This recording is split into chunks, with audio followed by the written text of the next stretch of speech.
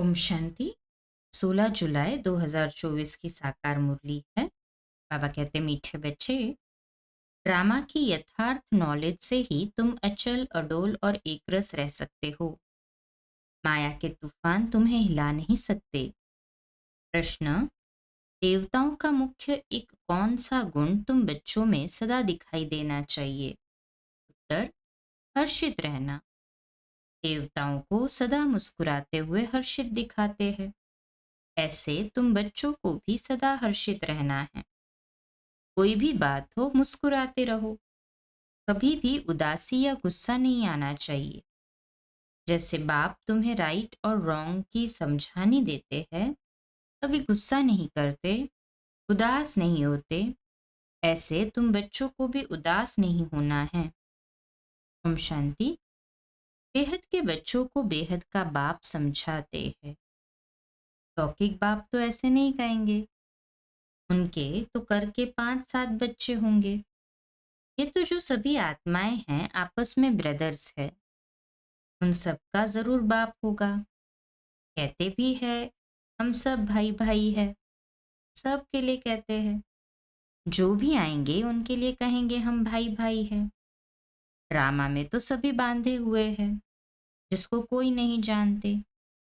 ये न जानना भी ड्रामा में नूंद है, जो बाप ही आकर सुनाते हैं। कथाएं आदि जब बैठ सुनाते हैं तो कहते हैं परमपिता परमात्माए नमः। अब वह कौन है यह जानते नहीं। कहते हैं ब्रह्मा देवता, विष्णु देवता, शंकर देवता, परंतु समझ से नहीं कहते। ब्रह्मा को वास्तव में देवता नहीं कहेंगे। देवता विष्णु को कहा जाता है। ब्रह्मा का किसको भी पता नहीं है।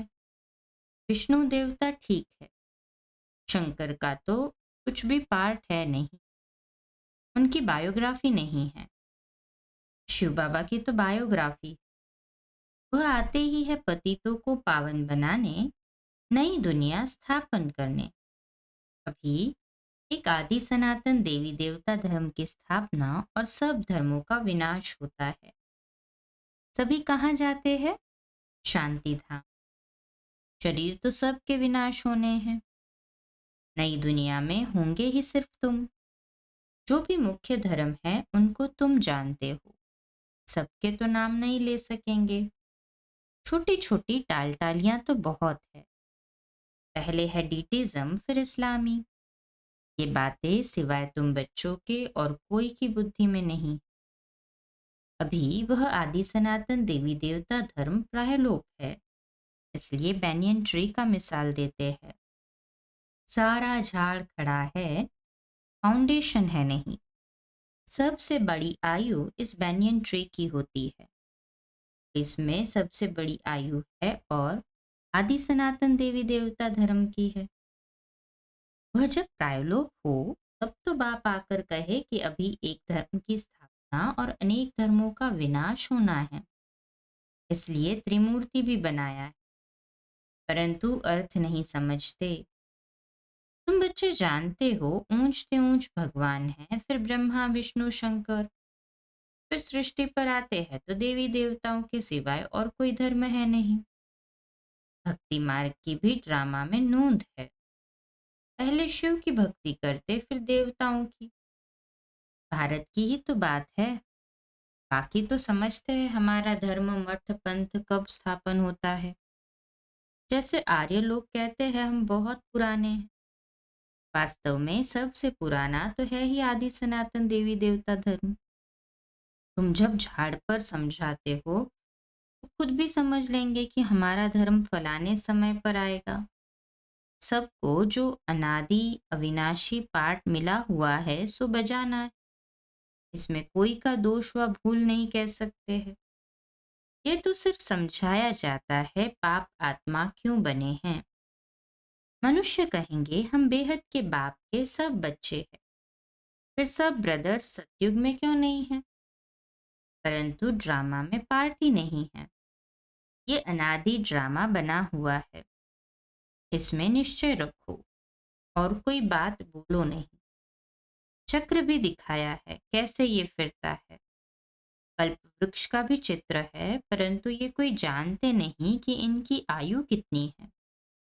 बाप कोई की निंदा नहीं करते हैं, ये तो समझाया जाता है। तुमको भी समझाते हैं, तुम कितने पावन थे। अभी पतित बने हो तो पुकारते हो, हे पतित पावन आओ। पहले तो तुम सबको पावन बनना है, फिर नंबरवार पार्ट बजाने आना है। आत्माएं सब ऊपर में रहती है, पाप भी ऊपर में रहते हैं। फिर उनको बुलाते हैं कि आओ। ऐसे वह बुलाने से आते नहीं है। पाप कहते हैं मेरा भी ड्रामा में पार्ट नूंधा हुआ है। जैसे हद के ड्रामा में भी बड़े बड़े मुख्य एक्टर्स का पार्ट होता है, ये फिर है बेहद का ड्रामा। सब ड्रामा के बंधन में बांधे हुए है। इसका मतलब ये नहीं है कि धागे में बांधे हुए है, नहीं। ये बाप समझाते, वह है जड़ झाड़। अगर बीज चैतन्य होता तो उसको मालूम होता ना कि ये कैसे झाड़ बड़ा हो फिर फल देंगे। ये तो है चैतन्य बीज। इस मनुष्य सृष्टि रूपी झाड़ का वो उल्टा झाड़ कहा जाता है। बाप तो है नॉलेजफुल, उनको सारे झाड़ की नॉलेज है। इसलिए परम धाम में बीज शिव बाबा ऊपर और बाकी टहनियां नीचे, माना उल्टा झाड़। यह है वही गीता की नॉलेज जो 15वें अध्याय में भगवत गीता में ऊर्ध्वमूलम अधशाखम के रूप में वर्णन किया है। कोई नई बात नहीं है। यहाँ बाबा कोई श्लोक आदि नहीं उच्चारते हैं। वो लोग ग्रंथ पढ़कर फिर अर्थ बैठ समझाते हैं। आप समझाते हैं ये पढ़ाई, इसमें श्लोक आदि की तो दरकार नहीं। उन शास्त्रों की पढ़ाई में कोई एम ऑब्जेक्ट है नहीं। ये भी है ज्ञान भक्ति वैराग्य। ये पुरानी दुनिया विनाश होती है। सन्यासियों का है हद का वैराग्य, तुम्हारा है बेहद का वैराग्य। शंकराचार्य आते हैं तब वह बैठ सिखलाते हैं घर बार से वैराग्य। वह भी शुरू में शास्त्र आदि नहीं सिखाते। जब बहुत वृद्धि होती जाती है तब शास्त्र बनाने शुरू करते हैं। पहले पहले तो धर्म स्थापन करने वाला एक ही होता है, फिर आहिस्ते आहिस्ते वृद्धि को पाते हैं। ये भी समझना है, सृष्टि में पहले पहले कौन सा धर्म था? अभी तो अनेक धर्म हैं। आदि सनातन देवी देवता धर्म था जिसको स्वर्ग हेवन कहते हैं। तुम बच्चे रचयिता और रचना को जानने से आस्तिक बन जाते हो। नास्तिक बने का कितना दुख होता है। निधन के बन पड़ते हैं, आपस में लड़ते झगड़ते रहते कहते हैं ना, तुम आपस में लड़ते रहते हो, तुम्हारा कोई धनी धोनी नहीं है क्या? इस समय सब निधन के बन पड़ते हैं। नई दुनिया में पवित्रता सुख शांति सब था, अपार सुख थे। यहाँ अपरम अपार दुख है। वह है सतयुग के, यह है कलयुग के। अभी तुम्हारा है पुरुषोत्तम संगम युग। ये पुरुषोत्तम संगम युग एक ही होता है। सतयुग त्रेता के संगम को पुरुषोत्तम नहीं कहेंगे। यहाँ है असुर, वहां है देवताएं। तुम जानते हो ये रावण राज्य है। रावण के ऊपर गधे का शीश दिखाते हैं। गधे को कितना भी साफ कर उस पर कपड़े रखो, गधा फिर भी मिट्टी में लेटकर कपड़े खराब कर देगा। बाप तुम्हारे कपड़े साफ गुलगुल बनाते हैं, फिर रावण राज्य में लिथड़ कर अपवित्र बन जाते हो। आत्मा और शरीर दोनों अपवित्र बन जाते हैं। आप कहते हैं तुमने सारा श्रृंगार गवा दिया, पवित्रता थी ना वो गवा दी। आपको पतित पावन कहते हैं। तुम भरी सभा में कह सकते हो कि हम गोल्डन एज में कितने श्रृंगारे हुए थे, इतना फर्स्ट क्लास राज्य भाग्य था। फिर माया रूपी धूल में लिथड़ कर मैले हो गए। आप कहते हैं ये अंधेर नगरी है। भगवान को सर्वव्यापी कह दिया है। जो कुछ हुआ वह हूबहू रिपीट होगा, इसमें मूंझने की दरकार नहीं। 5000 वर्ष में कितने मिनट घंटे सेकंड है, एक बच्चे ने सब धर्म वालों का हिसाब निकाल कर भेजा था। इसमें भी बुद्धि व्यर्थ की होगी। बाबा तो ऐसे ही समझाते हैं कि दुनिया कैसे चलती है। प्रजापिता ब्रह्मा है, ग्रेट ग्रेट ग्रैंडफादर। उनका ऑक्यूपेशन कोई नहीं जानते। विराट रूप बनाया है तो प्रजापिता ब्रह्मा को भी उड़ा दिया है। बाप और ब्राह्मणों को यथार्थ रीति जानते नहीं। उनको कहते हैं आदि देव। बाप समझाते हैं मैं इस झाड़ का चैतन्य बीज रूप हूँ। ये उल्टा झाड़ है। बाप जो चैतन्य है, सत्य है, ज्ञान का सागर है, उनकी ही महिमा की जाती है। आत्मा न हो तो चल फिर भी न सके। गर्भ में भी 5-6 मास के बाद आत्मा प्रवेश करती। ये भी ड्रामा बना हुआ है। फिर आत्मा निकल जाती है तो खलास। आत्मा अविनाशी है, वह पार्ट बजाती है। ये बाप आकर रियलाइज कराते हैं। आत्मा इतनी छोटी बिंदी है, उसमें अविनाशी पार्ट भरा हुआ है। परमपिता भी आत्मा है। उनको ज्ञान का सागर कहा जाता है। वही आत्मा का रियलाइजेशन कराते हैं। वह तो सिर्फ कह देते परमात्मा सर्वशक्तिमान, हजारों सूर्यों से तेजोमय है, परंतु समझते कुछ नहीं। आप कहते हैं ये सब भक्ति मार्ग में वर्णन किया हुआ है और शास्त्रों में लिख दिया है। अर्जुन को साक्षात्कार हुआ तो कहा मैं इतना तेज सहन नहीं कर सकता हूँ। तो वह बात मनुष्यों की बुद्धि में बैठी हुई है। इतना तेजोमय किसके अंदर प्रवेश करे तो फट जाए। ज्ञान तो नहीं है ना। तो समझते हैं परमात्मा तो हजार सूर्य से तेजोमय है। हमको उनका साक्षात्कार चाहिए। भक्ति की भावना बैठी हुई है तो उनको वह साक्षात्कार भी होता है। शुरू शुरू में तुम्हारे पास भी ऐसे बहुत साक्षात्कार करते थे। आंखें लाल हो जाती थी। साक्षात्कार किया, फिर आज वह कहाँ है? वह सभी है भक्ति मार्ग की बातें। तो ये सब बाप समझाते हैं। इसमें ग्लानि की कोई बात नहीं है। बच्चों को सदैव हर्षित रहना है। ये तो ड्रामा बना हुआ है। मुझे इतनी गालियां देते हैं, फिर मैं क्या करता हूँ? गुस्सा आता है क्या? समझता हूँ ड्रामा अनुसार ये सब भक्ति मार्ग में फंसे हुए हैं। नाराज होने की तो बात ही नहीं। ड्रामा ऐसा बना हुआ है। प्यार से समझानी देनी होती है। बेचारे अज्ञान अंधेरे में पड़े हैं। नहीं समझते हैं तो तरस भी पड़ता है। सदैव मुस्कुराते रहना चाहिए। ये बेचारे स्वर्ग के द्वारे आ नहीं सकेंगे। ये सब शांति धाम में जाने वाले हैं। सब चाहते भी शांति ही है। तो बाप ही रियल समझाते हैं। अभी तुम जानते हो कि ये खेल बना हुआ है। ड्रामा में हर एक को पार्ट मिला हुआ है। इसमें बड़ी अचल स्थैर्यम बुद्धि चाहिए।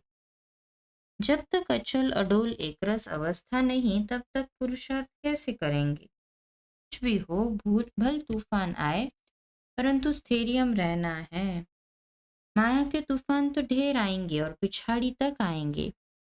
अवस्था मजबूत चाहिए। ये है गुप्त मेहनत। कई बच्चे पुरुषार्थ कर तूफान को उड़ाते रहते हैं। जितना जो पास होगा उतना ऊंच पद पाएगा। राजधानी में पद तो बहुत है ना। सबसे अच्छे मित्र है त्रिमूर्ति गोला। बाबा कहते सबसे अच्छे चित्र, जो दो चित्र सबसे मुख्य और अच्छे है, वो है त्रिमूर्ति गोला और झाड़। सबसे अच्छे चित्र है, 3 चित्र हो गए। एक त्रिमूर्ति का, इसमें ब्रह्मा विष्णु शंकर और ऊपर शिव बाबा। गोला अर्थात कि सृष्टि चक्र, और झाड़ माना कल्प वृक्ष का। ये शुरू के बने हुए हैं तीनों चित्र। विलायत में सर्विस के लिए भी ये 2 चित्र ले जाने चाहिए। इन पर ही वह अच्छी रीति समझ सकेंगे। आहिस्ते आहिस्ते बाबा जो चाहते हैं कि ये चित्र कपड़े पर हो, वह भी बनते जाएंगे। तुम समझाएंगे कि ये कैसे स्थापना हो रही है। तुम भी इसको समझेंगे तो अपने धर्म में ऊंच पद पाएंगे। क्रिश्चियन धर्म में तुम ऊंच पद पाना चाहते हो तो ये अच्छी रीति समझो। अच्छा, मीठे मीठे सिकिलदे बच्चों प्रति माता पिता बाप दादा का याद प्यार और गुड मॉर्निंग। रूहानी बाप की रूहानी बच्चों को नमस्ते। हम रूहानी बच्चों की रूहानी माता पिता बाप दादा को याद प्यार, गुड मॉर्निंग और नमस्ते। वाह बाबा वाह, शुक्रिया बाबा, शुक्रिया।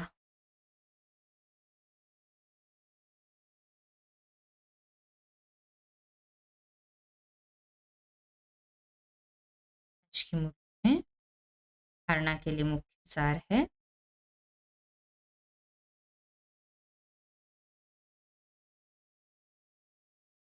पहली पॉइंट, इस पुरुषोत्तम संगम युग पर पवित्र बन स्वयं का श्रृंगार करना है।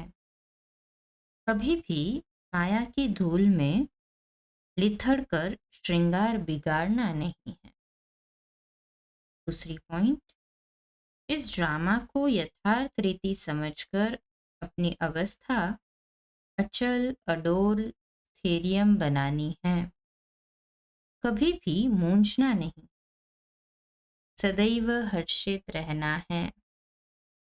आज का मीठा वरदान, सोच समझकर हर कर्म करने वाले पश्चाताप से मुक्त ज्ञानी तू आत्मा भव। सोच समझकर हर कर्म करने वाले पश्चाताप से मुक्त ज्ञानी तू आत्मा भव। विश्लेषण, दुनिया में भी कहते हैं पहले सोचो फिर करो। जो सोच समझ कर नहीं करते, करके फिर सोचते हैं तो पश्चाताप का रूप हो जाता है। पीछे सोचना ये पश्चाताप का रूप है और पहले सोचना ये ज्ञानी तो आत्मा का गुण है।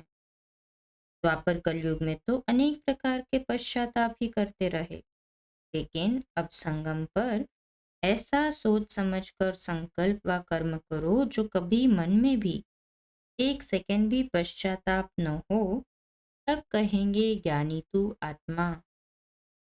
स्लोगन, रहमदिल बन सर्व गुणों और शक्तियों का दान देने वाले ही मास्टर दाता है।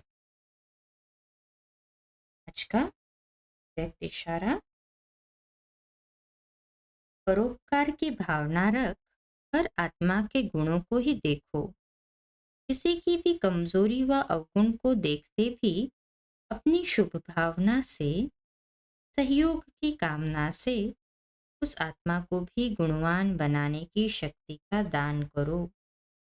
यही है परोपकार करना। अच्छा, कम बोलो, धीरे बोलो, मीठा बोलो, सत्य बोलो, सोच समझकर बोलो। भाव, मान भाव। आज का नया दिन आप सभी को मुबारक हो, मुबारक हो, मुबारक। शुभ दिवस। ओम शांति।